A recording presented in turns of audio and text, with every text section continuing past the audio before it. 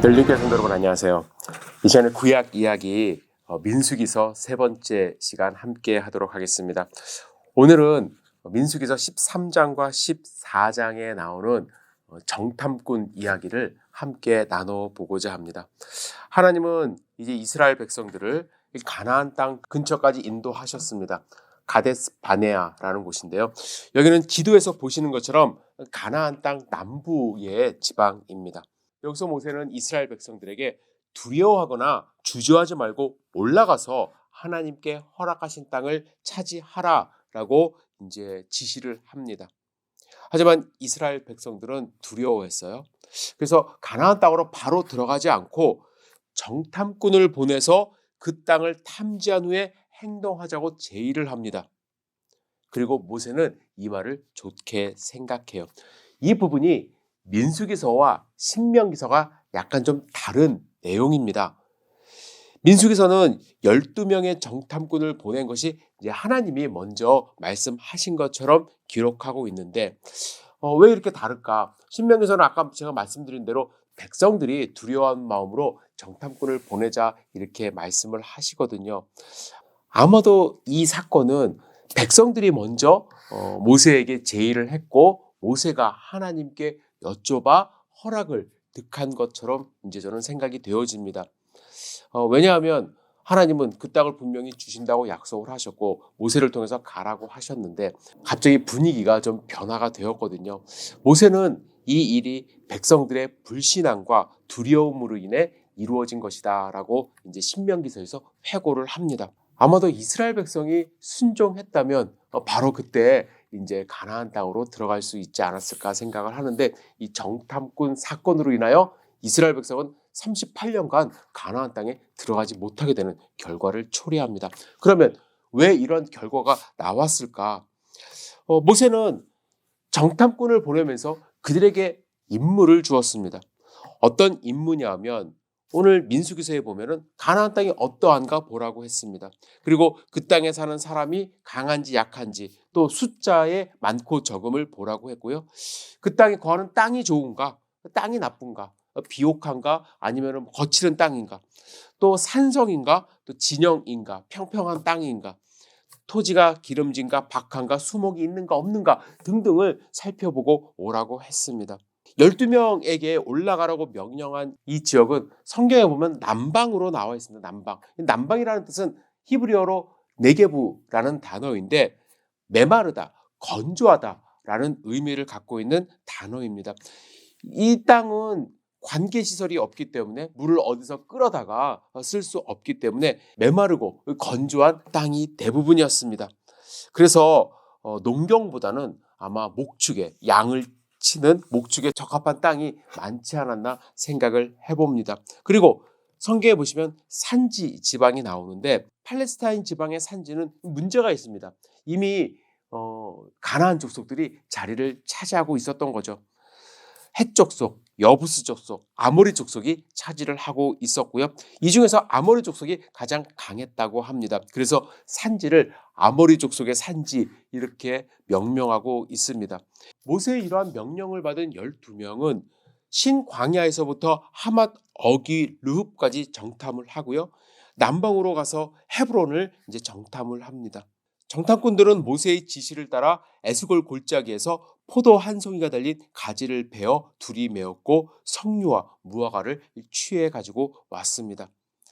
40일 동안 가나안 40일 동안 가나안 땅을 두루 정탐하고 돌아온 정탐꾼들은 백성들이 모여 있는 바란 광야의 가데스 바네아로 돌아왔습니다. 그리고 모세와 아론과 이스라엘 온 회중에게 그 땅의 과일을 보여주며 자신들이 조사한 것을 이제 보고합니다.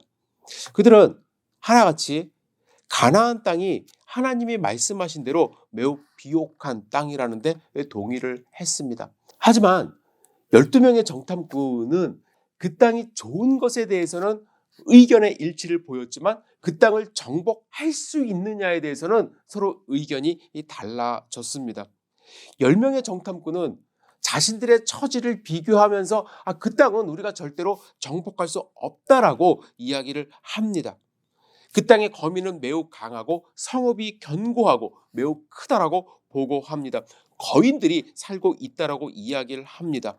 그들은 현실을 제대로 보긴 봤어요. 그들보다 강한 민족이 있습니다.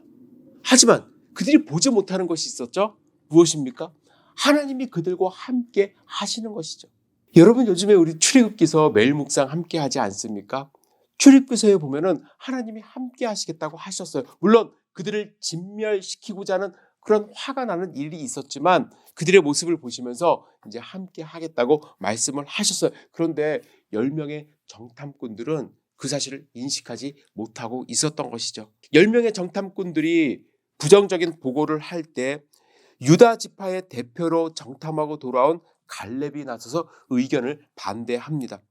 유다 지파의 이 갈렙은 공격자라는 이름의 뜻을 가진 사람인데요. 그는 백성들이 공격하면 능히 그 땅을 얻을 수 있다라고 이제 보고했습니다. 그는 가나안 땅의 현실보다 하나님의 명령을 더 중하게 여긴 것입니다.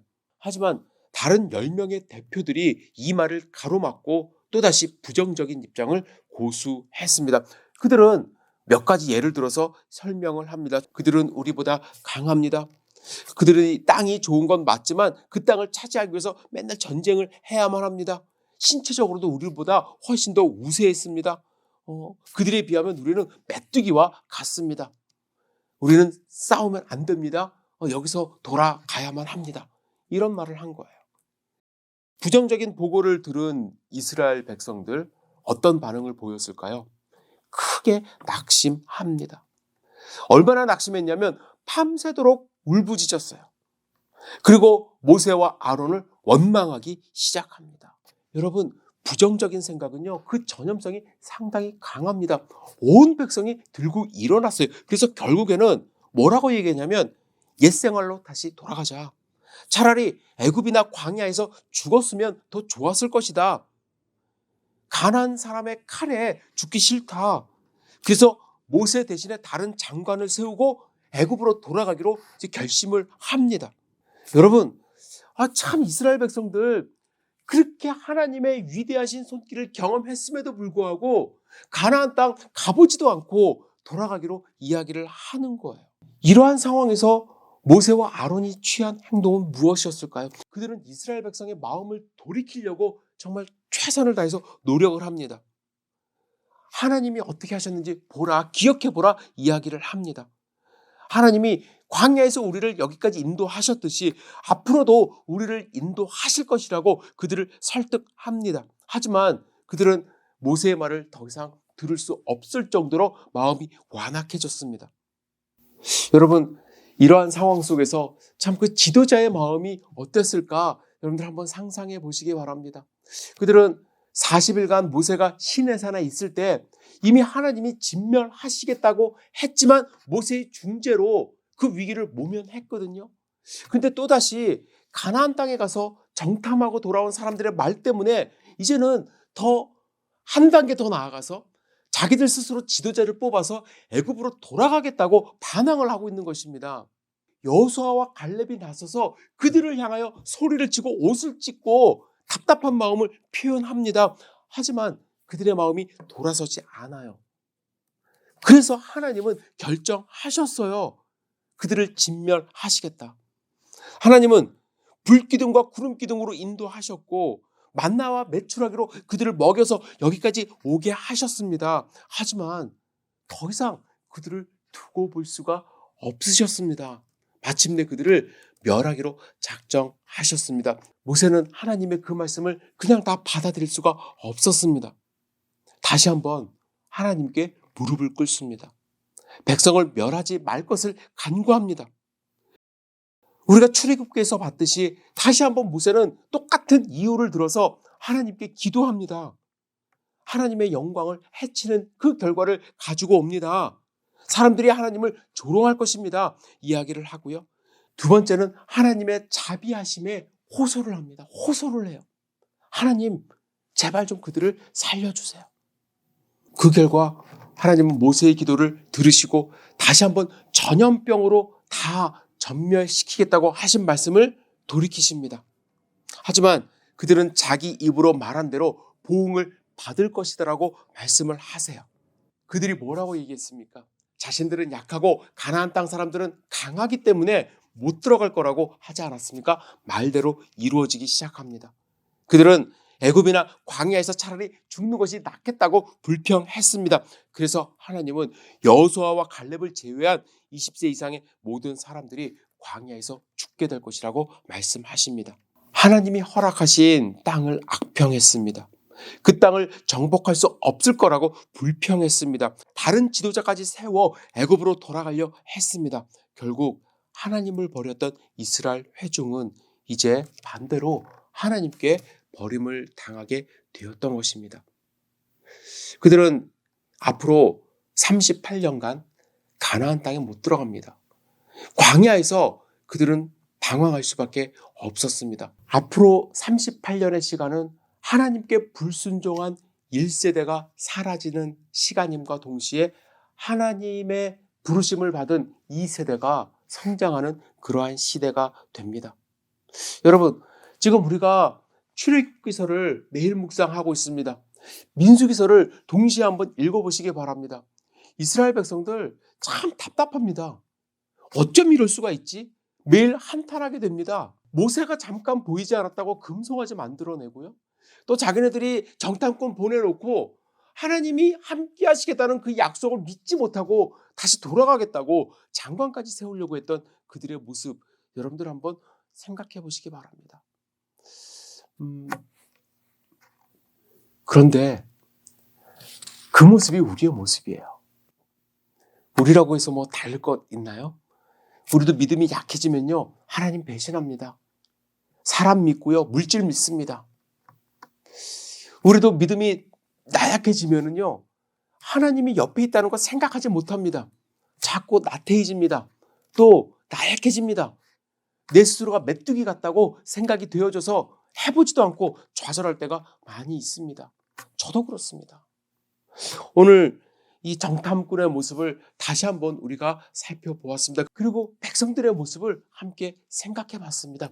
여러분, 하나님이 여러분들에게 하신 약속의 말씀 붙드시기를 주님의 이름으로 축복합니다. 흔들리지 마세요. 불평하지 마세요. 원망하지 마세요.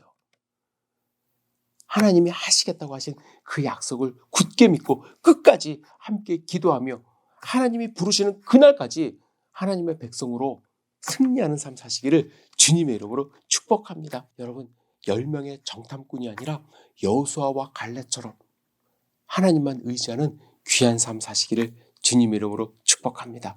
다음 시간에는 가나안 땅으로 들어가지 못한 이스라엘 백성이 가데스 바네아 주변 광야에서 어떤 일들을 했는가, 어떤 일들이 벌어졌는가 요약해서 말씀을 드리도록 하겠습니다. 여러분, 출애굽기서와 함께 민수기서도 함께 읽어주시고 이스라엘 백성을 통해서 내 자신을 발견하는 귀한 하루 되시기를 주님의 이름으로 축복합니다. 다음 시간에 뵙겠습니다. 감사합니다.